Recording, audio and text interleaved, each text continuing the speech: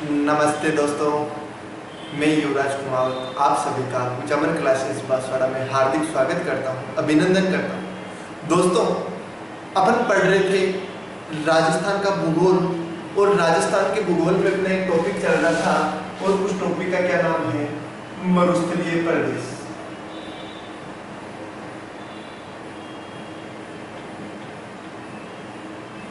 दोस्तों, अपन पढ़ रहे थे मरुस्थलीय प्रदेश के बारे में और आज अपन अगर मरुस्थलीय प्रदेश के बारे में बात करते हैं तो देखिएगा, मरुस्थलीय प्रदेश जो कि अपने राजस्थान का एक भौतिक प्रदेश है, इसके बारे में अपन ने पढ़ा था। तो मरुस्थलीय प्रदेश को अध्ययन की दृष्टि से कितने भागों में बांटा गया है? 2 भागों में बांटा गया है। जो मैंने आपको बताया था, एक शुष्क मरुस्थल था और एक अर्ध शुष्क मरुस्थल था। दोस्तों, आज अपन बात करते हैं तो देखिएगा अपन मरुस्थलीय प्रदेश के अन्य महत्वपूर्ण बिंदु की। ठीक है, अपन ने कुछ बिंदु पिछली क्लास के अंदर पढ़ लिए थे और कुछ बिंदु आज अपन पढ़ने जा रहे हैं। ठीक है, लास्ट क्लास में अपन ने पलाया झीलें पढ़ा था, खंडीर कृषि पढ़ा था। ठीक है, आज अपन अगर बात करते हैं तो देखिएगा, सबसे पहला पॉइंट अपने पास में आता है दोस्तों, वो क्या आता है? जल पट्टी। बहुत ही इंपॉर्टेंट चीज है दोस्तों, अच्छे से समझिएगा इसको। जल पट्टी एक्चुअल में क्या है? जल पट्टी की जो स्थिति है वो मैं आपको बता देता हूं। वो है अपने पास में जैसलमेर। जल पट्टी जो है वो जैसलमेर में स्थित है। अब जलपट्टी है क्या एक्चुअल में? देखो, अगर अपन बात करते हैं जलपट्टी की तो एक तो अपने पास में स्थान है, उसका नाम है मोहनगढ़। जैसलमेर के अंदर ही है मोहनगढ़। ठीक है, एक स्थान अपने पास में है, उसका क्या नाम है? पोखरण। ये 2 स्थान हो गए। एक स्थान मोहनगढ़ है, दूसरा स्थान पोखरण है। इन दोनों के अंदर जल के आदान प्रदान के लिए एक 60 किलोमीटर लंबी, मोहनगढ़ तथा पोखरण के मध्य जल के आदान प्रदान के लिए एक 60 किलोमीटर लंबी झील नुमा बनाई गई। और उसको क्या कहा जाता है? वैसे बनाई नहीं गई थी, ये प्राकृतिक बनी हुई है। तो इस 60 किलोमीटर लंबी ये जो पट्टी बनी हुई है, इस पट्टी को क्या कहा जाता है? जल पट्टी कहा जाता है। क्या कहा जाता है दोस्तों? जल पट्टी कहा जाता है। ठीक है, जल पट्टी जैसलमेर में स्थित है। मोहनगढ़ और पोखरण के बीच में 60 किलोमीटर लंबी एक झील नदी नुमा बनी हुई है। ठीक है, और उसको क्या कहा जाता है? जल पट्टी कहा जाता है। कई बार जल पट्टी की लंबाई पूछ लेते हैं, हालांकि पूछी नहीं जाती है क्योंकि 60 किलोमीटर बताई गई है, हालांकि पूछी नहीं जाती, लेकिन फिर भी कभी पूछ ले इसलिए बताना जरूरी है। ठीक है, अब देखिएगा, पोखरण देख रहा है अपन को जैसलमेर का। पोखरण की यदि अपन बात करते हैं तो पोखरण के पास में ही एक गांव स्थित है। एक गांव स्थित है और उस गांव का क्या नाम है दोस्तों? चांदन गांव। क्या नाम है? चांदन गांव। ये चांदन गांव जो है वो क्यों प्रसिद्ध है मैं बता देता हूं आपको। जो चांदन गांव है वो इसीलिए प्रसिद्ध है, क्यों? क्योंकि यहाँ पर नलकूपों के द्वारा सिंचाई की जाती है। क्या किया जाता है? नलकूपों के द्वारा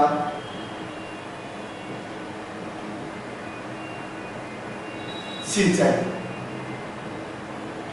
जो चांदन गांव है इसके अंदर नलकूपों के द्वारा सिंचाई की जाती है, इसीलिए अपने पास में चांदन गांव प्रसिद्ध है। और ये जो चांदन गांव है, इस चांदन गांव को एक और नाम दिया गया, और वो क्या नाम दिया गया? इसको कई जगह थार का गढ़ा लिखा हुआ मिलता है, कई जगह बाहर का गढ़ा लिखा हुआ मिलता है, लेकिन एक्चुअल में जो है वो क्या है? थार का गढ़ा है। तो देखिएगा दोस्तों, नलकूपों के द्वारा सिंचाई की जाती है। कहाँ पर की जाती है? चांदन गांव में की जाती है। कहाँ पर स्थित है ये? पोखरण के पास में स्थित है। और चांदन गांव को क्या कहा जाता है?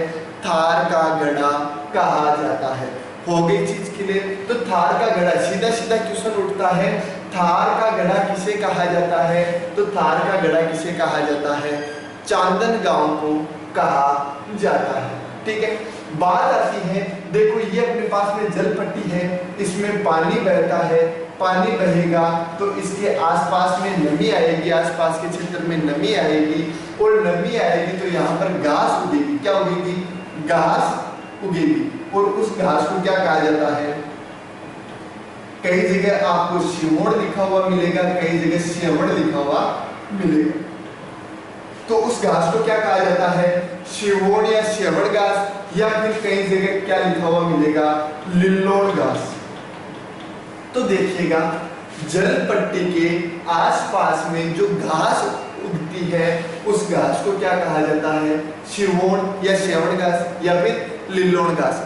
सीधा सीधा क्वेश्चन उठता है, अभी राजस्थान पुलिस 2019 के अंदर जो पेपर हुआ था उस पेपर में क्वेश्चन पूछा गया था, श्यवण है एक घास का प्रकार, ऑप्शन में दे रखा था। तो श्यवण क्या है? एक घास का प्रकार है। सीधी सी बात होगी। वापस देखिएगा, जल पट्टी अपने पास में कहां पर स्थित है? जैसलमेर में स्थित है। और यहाँ पर क्या किया जाता है?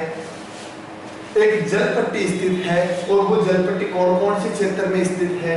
एक मोहनगढ़ है और दूसरा पोखरण है। दोनों जैसलमेर के ही स्थान है, और इन दोनों के मध्य जल के आदान प्रदान के लिए एक पट्टी बनी हुई है, एक नदी नुमा बना हुआ है। उस पट्टी को क्या कहा जाता है? जल पट्टी कहा जाता है। कितने किलोमीटर लंबी है ये? 60 किलोमीटर लंबी है। और साथ ही साथ में इस जल पट्टी के पास में जो घास उगती है, इसके किनारे जो घास उगती है, उस घास को किस नाम से जाना जाता है? शिवोण या श्यवण घास या फिर लिल्लोण घास के नाम से जाना जाता है। हो गई चीज क्लियर।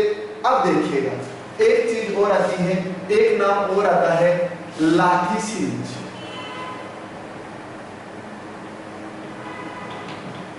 क्या नाम आता है दोस्तों? लाठी सिरिंज। लाठी सिरिंज किसे कहा जाता है? आपको अगर मैं बताऊं तो लाठी सिरिंज कहा जाता है, जैसे अपने जैसलमेर जो है, जैसलमेर के साथ में पाकिस्तान की सीमा लगती है पूर्ण रूप से, तो वो एक क्या हो गई? अंतरराष्ट्रीय सीमा हो गई। और उस अंतरराष्ट्रीय सीमा के जो पास का क्षेत्र है अपने जैसलमेर के अंदर, मतलब अंतरराष्ट्रीय सीमा के पास का क्षेत्र जैसलमेर का, उसको किस नाम से जाना जाता है? लाठी सिरिंज के नाम से जाना जाता है। क्या हो गया लाठी सिरिंज? अंतरराष्ट्रीय सीमा रेखा के पास का हिस्सा किस नाम से जाना जाता है? लाठी सिरिंज के नाम से जाना जाता है। ये हो गई दोस्तों अपनी जल पट्टी, जो कि अपना नेक्स्ट पॉइंट था। क्लियर हो गया। अगला पॉइंट अपन लेते हैं आकलवुड फॉसिल पार्क। देखो दोस्तों क्या है,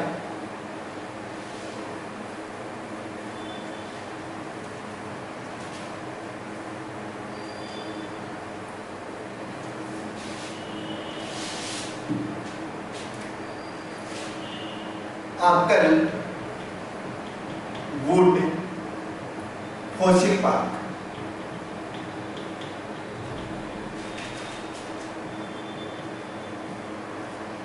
किस नाम से जाना जाता है? Akal wood fossil park. Akal wood fossil park का कहां पर स्थित है? जो आकलवुड फॉसिल पार्क है वो जैसलमेर में स्थित है। कहां पर स्थित है? जैसलमेर में। आपने राष्ट्रीय मरु उद्यान का नाम सुना होगा, राष्ट्रीय मरु उद्यान। देखो दोस्तों, जो राष्ट्रीय मरु उद्यान है, इस राष्ट्रीय मरु उद्यान के अंदर ही अपने पास में एक स्थान है जिसको किस नाम से जाना जाता है? आकलवुड फॉसिल पार्क के नाम से जाना जाता है। हो गई चीज के लिए। देखो आगे अगर अपन बात करते हैं तो देखिएगा, अपने पास में आकल का मतलब क्या होता है? आकल का मतलब होता है गांव। क्या होता है दोस्तों? गांव। वुड का मतलब क्या होता है? लकड़ी। क्या होता है? लकड़ी होता है। फॉसिल का मतलब क्या होता है? जीवाश्म होता है। क्या होता है? जीवाश्म होता है। और पार्क का मतलब आप जानते ही हो, सब गए होंगे घूमने के लिए, तो किसी के साथ नहीं तो अकेले गए होंगे, लेकिन गए तो होंगे। तो देखो, आकल का मतलब होता है गांव, वुड का मतलब होता है लकड़ी, और फॉसिल का मतलब होता है जीवाश्म। तो ये कहां पर स्थित है? राष्ट्रीय मरु उद्यान जैसलमेर में स्थित है। अब देखो मैंने आपको ये चीज बताई, तो ये क्यों बताई? क्योंकि जो आकलगुड फॉसिल पार्क जो क्षेत्र है, जो एरिया है, इस एरिया के अंदर 18 करोड़, याद रखना 18 करोड़ वर्ष पूर्व के लकड़ी के अवशेष पाए जाते हैं।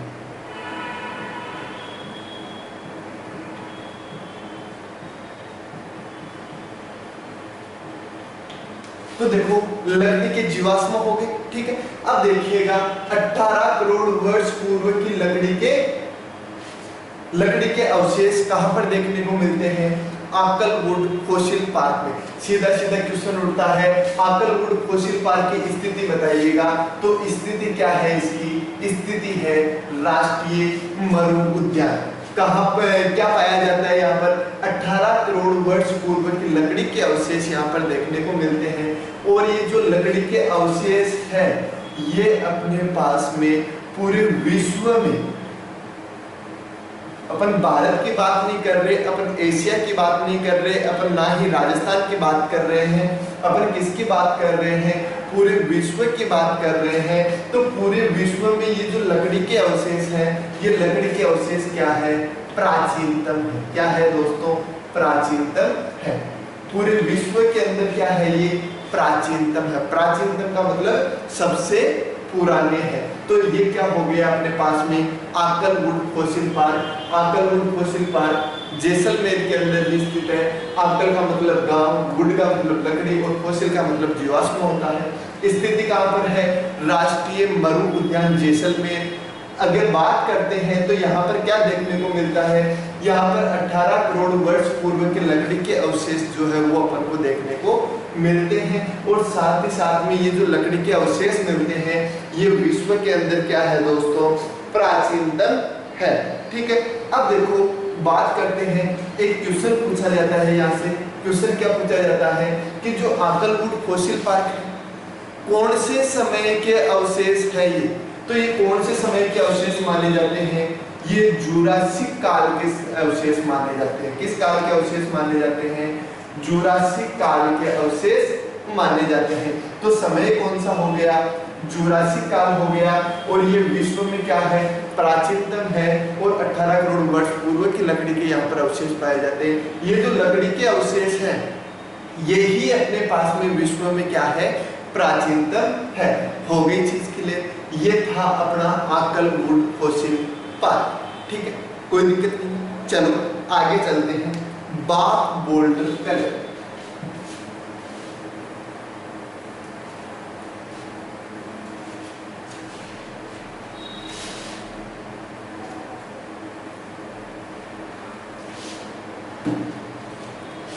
अगला पॉइंट क्या है? बाग बोल्डर कलर।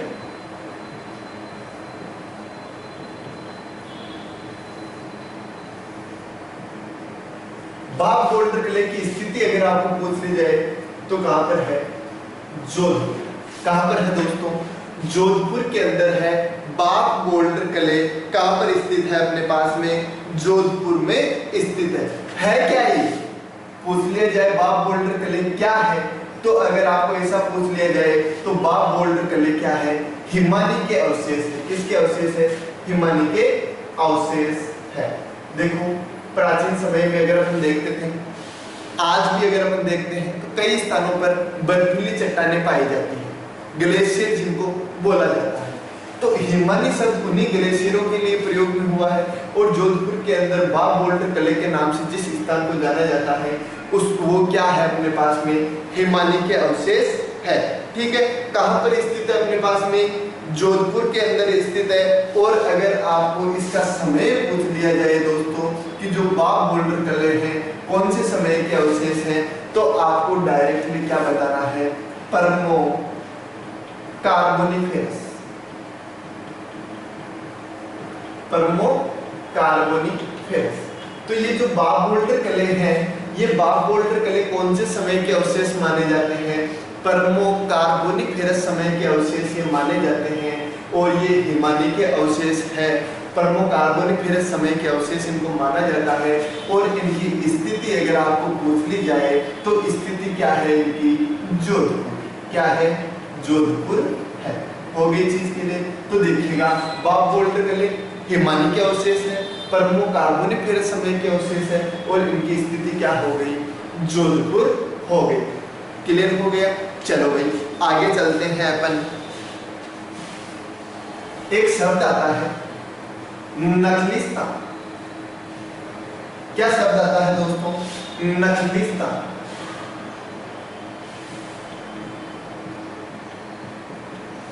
नखलिस्तान बड़ा ही डेंजर शब्द है, बहुत ही इंपोर्टेंट शब्द है। ये नखलिस्तान जो है बड़ा ही मस्त वाला शब्द है। देखो नखलिस्तान की अगर अपन बात करते हैं तो नखलिस्तान एक्चुअल में क्या है भाई? मरुस्थलीय क्षेत्र की बात अपन कर रहे हैं। तो मरुस्थल के अंदर क्या है कि मानसून के दौरान अस्थायी रूप से कई सारे जल बेसिन बन जाते हैं जिनको अपन तालाब बोल सकते हैं। कई क्षेत्रों में नाडी बीच को बोला जाता है, ठीक। तो झीलें भी बन जाती हैं, ठीक है। तो देखिएगा नखलिस्तान क्या है?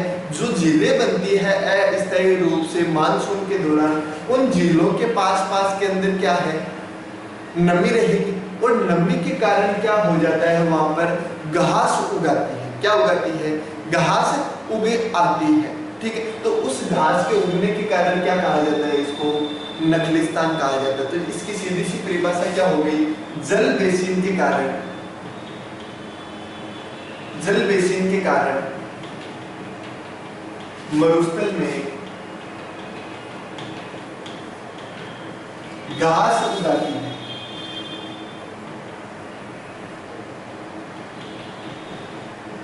तो उस क्षेत्र को क्या कहा जाता है? नखलिस्तान कहा जाता है। वापस देख लीजिएगा, नखलिस्तान नाम से पता चल रहा है नखलिस्तान। आप नखलिस्तान छोड़ो, आप क्या याद रखो? नखलिस्तान याद रखो।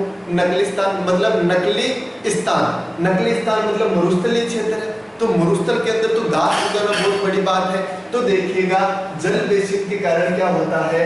मरुस्थल में घास उगाती है और उस घास उगे हुए क्षेत्र को किस नाम से जाना जाता है? नखलिस्तान के नाम से जाना जाता है। देखो दोस्तों, अपन ने आज की इस क्लास में कुछ मरुस्थल से संबंधित पॉइंटों की बात की है। नेक्स्ट क्लास में अपना मरुस्थलीय जो क्षेत्र है उसको अपन कंप्लीट कर देंगे और अगला जो अपना भौतिक प्रदेश है अरावली पर्वतमाला उसको स्टार्ट करेंगे। बहुत ही अच्छा टॉपिक है दोस्तों, इसलिए जुड़े रहिएगा कुचामन क्लासेस बांसवाड़ा से। धन्यवाद और वीडियो को लाइक करना बिल्कुल मत भूलिएगा और किसी ने यदि चैनल को सब्सक्राइब नहीं किया है तो वो जल्द से जल्द इस चैनल को सब्सक्राइब कर दे। धन्यवाद दोस्तों।